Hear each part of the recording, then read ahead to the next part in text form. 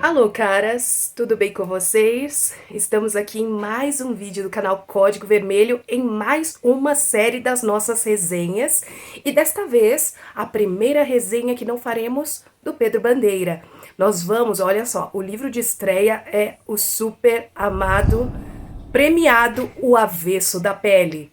Então, a parte com toda a ideologia política, nós vamos ver uma ficção, aquela ficção que se espelha na realidade, com temas fortes, principalmente com relação ao racismo. Essa resenha que eu vou apresentar para vocês, ela foi escrita por mim em 2021 no Instagram ana.romances. Então, ela vai ser mais sucinta, com algumas frases, alguns quotes interessantes, vamos comentar a respeito e eu espero que vocês também interajam conosco. Se inscreva, já deixa a sua curtida, hein? Aperte o sininho, compartilhe e comente.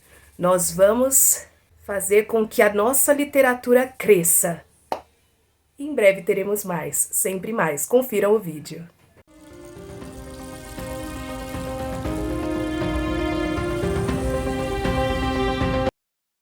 Livro O Avesso da Pele, de Jefferson Tenório.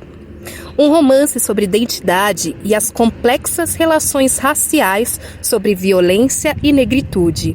O Avesso da Pele é uma obra contundente no panorama da nova ficção literária brasileira.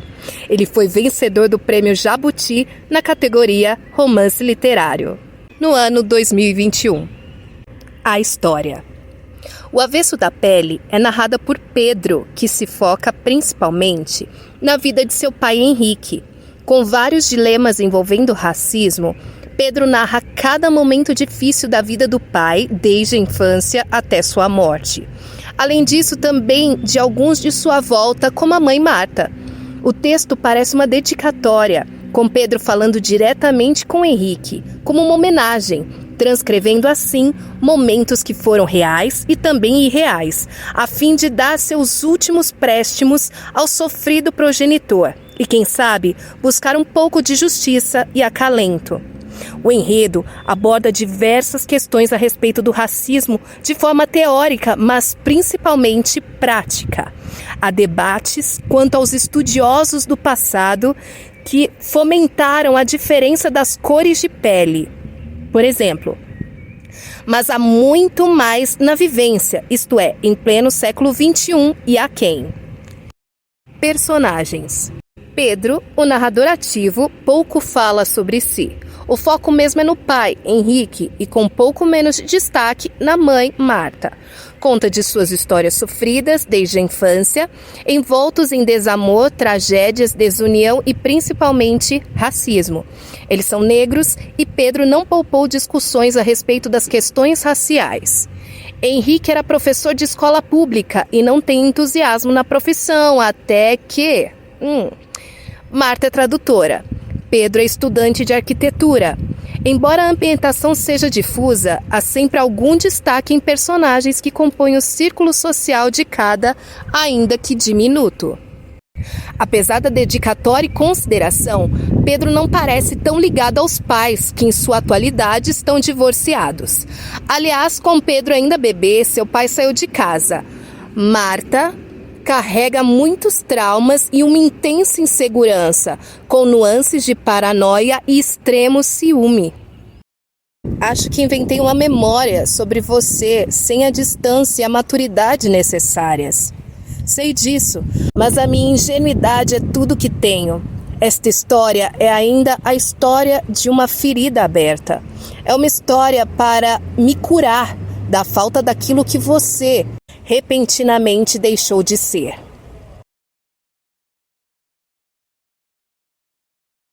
A princípio, realmente parecia uma criança narrando. Como aquelas cartas ou mensagens que fazíamos nos dias dos pais, sabe? A escrita é simples, porém tocante. Pedro, o filho, faz saltos e de forma sutil muda de um foco para o outro enquanto narra. Por exemplo, conta sobre a vida do pai aos 12 anos e logo em alguns parágrafos adiante ele tem 40. No capítulo seguinte pode ser que ele destaque a mãe, seu ciúme beirando a doença, tanto com Henrique, que na época eram casados ou quando casados, quanto com ele próprio, o filho dela. Logo, ele narra a infância sofrida dela, A perda dos pais, a adoção, mudança de cidade enquanto ainda criança e o distanciamento dos irmãos, enfim. Mas a possibilidade da narrativa infantil é logo descartada, pois Pedro não é sutil nas descrições, não apenas enquanto ele fala dos relacionamentos íntimos de seus pais, mas do racismo nada velado que sofriam, cada um de um jeito, recepcionado de um jeito, mas ferindo do mesmo jeito. Pedro faz uma narrativa bem carregada na angústia, pouco destacando as vitórias alcançadas, afinal, ele está tomado por dor enquanto faz referência ao pai. Na 6ª série, você teve seu primeiro ataque de ansiedade por causa de um buraquinho no assoalho e também porque ouviu do professor de ciências que o sol iria explodir. Eu acho incrível quando o escritor joga uma referência que parece não ter nada a ver com a história. Pedro fala da crise de ansiedade de seu pai, enquanto muito jovem, logo no início do texto. Parecia bobagem ele surtar pela possibilidade de explosão do Sol, que seria daqui bilhões de anos, segundo a ciência. Mas o foco não era no Sol, exatamente, mas no buraco do assoalho. Não havia motivos bobos ou puro melindre ao discorrer sobre a confusão que era a vida de seu herói destacado. E essa certeza vai chegar ao longo do texto, em outro momento da narrativa, quando Pedro contará novamente sobre esta história, destacando o momento de conturbação, o qual naquele momento não se originou na escola, mas sim em seu lar disfuncional. Além disso, Pedro destaca os relacionamentos difíceis que Henrique, o seu pai, teve com garotas brancas, a visão das pessoas de fora e mesmo as de dentro. Termos assim muito usados e até as piadas com conotações racistas são citados e de forma prática faz o leitor sentir o desconforto dos protagonistas com tais situações. É o que chamamos de racismo estrutural. Tu sabe muito bem o que a gente teve que aguentar naquele fim de mundo. Não é o caso dos principais, mas Pedro destaca um amigo de Henrique, o Juarez, que se envolveu com o tráfico por não ver opções, entre aspas. O irmão mais velho, temendo voltar a passar fome e outras necessidades, entrou no mau caminho e Juarez e mesmo Henrique, ou Pedro, não tinham coragem nem força para recriminá-lo. Não gosto, de pensar que o crime possa ser justificado, de nenhuma forma, mas o texto levanta novamente e sempre a questão do que a sociedade cria, entre aspas. Como eu disse, apesar das dificuldades dos protagonistas, não há nada contra a lei que diz respeito a eles. No entanto, a lei sempre estava de olho neles, principalmente no mais velho destacado. Pedro não se foca em si, lembrem-se. Parece que nem se dá importância, na verdade. Algo que é totalmente justificado conforme se desenvolve a leitura. E, claro, conforme o objetivo do livro. Com menos força, Pedro fala da mãe Marta e das dificuldades em ser uma mulher negra. Mas a abordagem neste sentido é bem menor comparada ao de Henrique. Marta mesmo diferia nos debates racistas que Henrique levantava, cultivadas por um professor estudioso no assunto como o racismo estrutural, aquele que poucos percebem, pois quase fazem parte da criação ou da cultura e não apenas individual. As experiências de vida contam bastante aqui também, prática superando a teoria e a empatia. Ao seu redor, pessoas te xingavam e te chamavam de ladrão, e ainda diziam que daquela você não escaparia. Somente na delegacia, as coisas foram esclarecidas. Você havia sido confundido com um bandido. E ser confundido com bandido vai fazer parte da sua trajetória.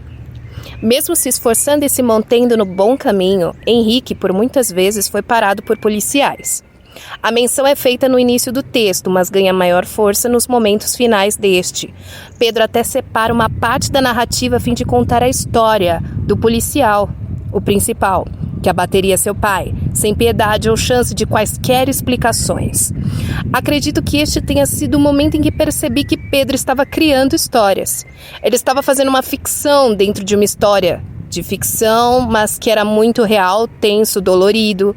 Apesar do tom amargo ao se referir aos algozes do pai, do racismo, Pedro parecia sóbrio e até de certa forma empático ao iniciar a história do policial, o qual estava atormentado devido à morte de um dos companheiros por um sujeito negro, e assim temia a morte de sua família pelo próprio ou os outros de mesma cor, só por serem negros.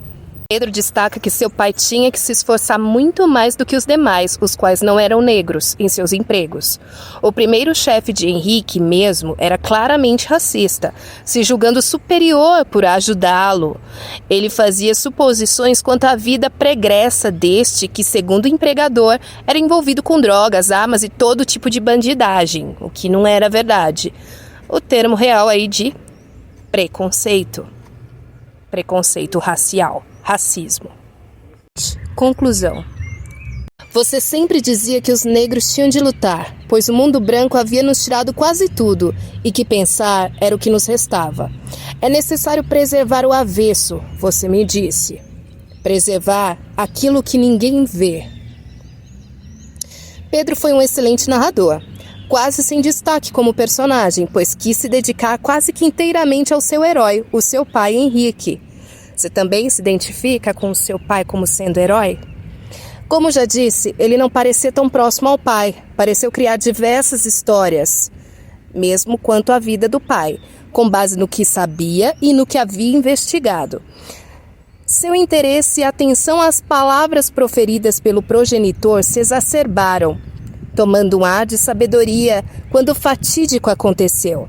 E neste caso, como em muitos, este fatídico veio por engano, por racismo, por apenas ter a cor que tinha, não importando sua vida, sua carreira, sua dedicação. Henrique morreu inebriado, pois havia conseguido a atenção dos alunos com a leitura de um livro denso e tenso chamado Crime e Castigo. E qual seria o castigo para o tamanho do crime pelo qual sofreu até o último momento de sua vida? Qual crime ele havia cometido?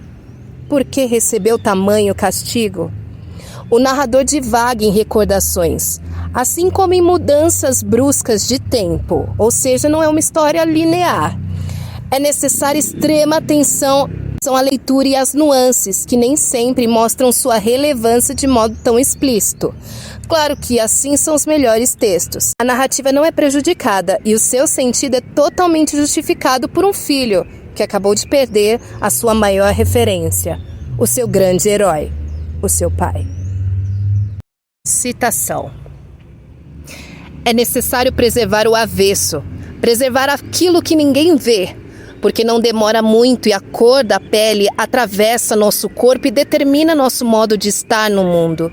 E por mais que sua vida seja medida pela cor, por mais que suas atitudes e modos de viver estejam sob esse domínio, você, de alguma forma, tem de preservar algo que não se encaixa nisso, entende?